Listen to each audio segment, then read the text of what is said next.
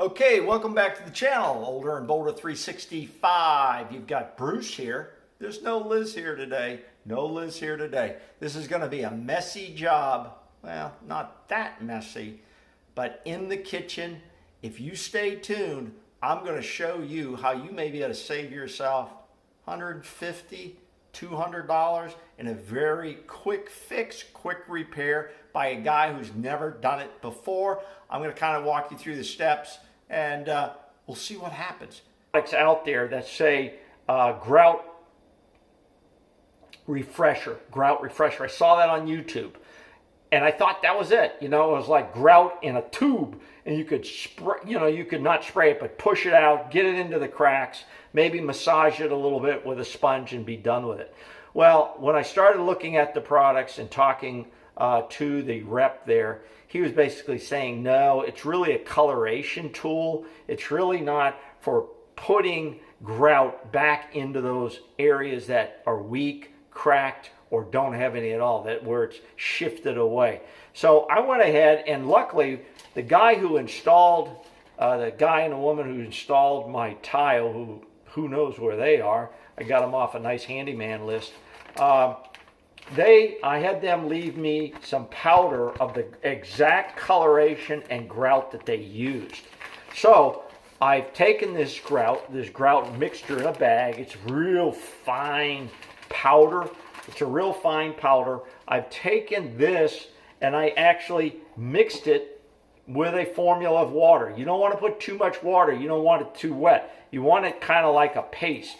And I'll try to show it to you if I can here. It's kind of like a milkshake. You know, it's kind of like if you go to what's that, Steak and Shake? They have a nice thick milkshake. You want to make it to like that texture, that formula. You know, it's kind of a, you can see it here. I'll try to see. See it just barely drip off the spoon here?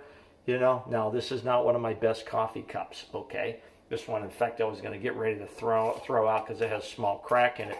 But it barely drips off. So you want a thick mixture, you can play with it. It's not a big deal. Just don't put too much water in it or it won't set up when you put it in the crack, into the crack itself. Okay, so that's important. So the only tools you really need is you need to get some grout powder. You can buy that, or they have these kits. You can actually buy the kit and it looks like spackle. It's in a little container and it's already mixed up for you. And that may be a way to go as long as you can match up the color. You want to make sure you're matching the color that you're getting to approximate what you have or it's going to look bad. If I'd have put white in here, then the white line would be right along that entire crack and it would show up. And that's not what we want. So luckily I had some available to me and I will be using that today. And I have used that today already. So what I'm going to show you is already what I did. My phone was down, battery was down, so I just wanted to go ahead with the project and show you kind of, if I can, it may be a little hard here in the lighting. I just took this material, and I pushed it in with my fingers. Okay, it doesn't really set up on your fingers. I pushed it in with my fingers, got a good amount in each crack. And then I took a sponge. Just like this, damp, no water, just slightly damp. And I actually brushed along the whole area. And that not only forces more into the crack, but it also cleans up the excess. You don't want the excess to dry on your tile or on your counter. You want to get that stuff up when possible without disturbing the work you've actually done in that regard. So I'm going to go ahead and switch the camera around here and see if I can give you a little bit better picture. Okay, this is going to be a little difficult to see because the lighting's a little dark here today. But actually down in these cracks, you can see where I put the new material. I think you can see that a little bit.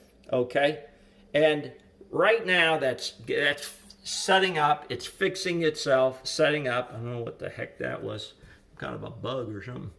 And it's setting up nicely. I put it along this entire seam here between the countertop and the backsplash. The entire seam here with the sink. because I don't want that water tracking back behind the sink here. And so you want to keep that in, and I took it all the way over. In fact, here's a little piece of material I forgot. And you can see it's been sitting there at least a half hour and it still comes up easily with the sponge here. So the bottom line is, when you're using your sponge, what you want to do is just lightly go over the area here. You're just lightly going over the area, just like this. And that forces the grout in, and it takes off any excess that you got on the countertop or you got along your tile. Because if you leave it on there, it's going to harden, and then it's going to leave a glaze, and you don't want that glaze onto your beautiful backsplash. Okay? I did this seam as well, coming down. I did that seam as well, and you can see there's a little excess there, and I'm taking that off now. And you want to look, and I did along the seam as well, going this way. And you want to make sure you do a great job on your cleanup to protect your countertop and protect your backsplash. But that's pretty much the ingredients I used. A little bit of cleanup. Now, I did also buy a float. This was like $5. You know, and a float is basically to help you smooth out areas. If I was doing the entire backsplash, okay, and I put my I'll call it the mud, I call it my filler, my grout, and I put my grout all over this, all over the tile area. Let's say if I put it all over the tile area, obviously I'd pull these off, get everything out of the way. But if you're doing that, then you'll have a lot of grout spread out everywhere. And this helps you spread that grout out evenly. You can see it's flat. It has little edges to help you. And so by using that backsplash, by using the float, you can take it along smoothly. You can go up and down. You can go sideways. Because the bottom line is you're trying to get the grout in these lines, okay? You're trying to get it in between the tiles. So with that tool's very handy, and that was like $6. Again, something you'll have forever, because I'm going to have this backsplash, I think, forever. I don't plan on changing it. And as cracks develop, I'll be able to use that. And you can see the backsplash runs all the way along here. And I can maintain this myself. Okay, that's pretty much it. Now, what I do recommend is, let me get out of this light so you don't have that sitting in your face here. Oh, there's another one. Okay, let me go over here by my chef. That's Chef right there. That's Chef. Actually, Chef's been with me for a long time, and he was one of the cheapest purchases I ever made. Actually, I found him sitting at a dumpster where somebody was moving out, and it's a great picture, all framed up, and by God, I took him with me, and there he is. So, see, you can pick up things for free. This little job, if you are willing to take it on yourself, okay, all you have to do is go on YouTube. Now, I'm not an expert. There may be some things that they will tell you to do better than what I've told you, okay? I don't take any responsibility for how your project turns out, okay? But I am kind of cautious before I start something. I watched several YouTube videos. I got a real good idea of what I needed to do, and I feel satisfied with what I've been able to do. And this is how you learn.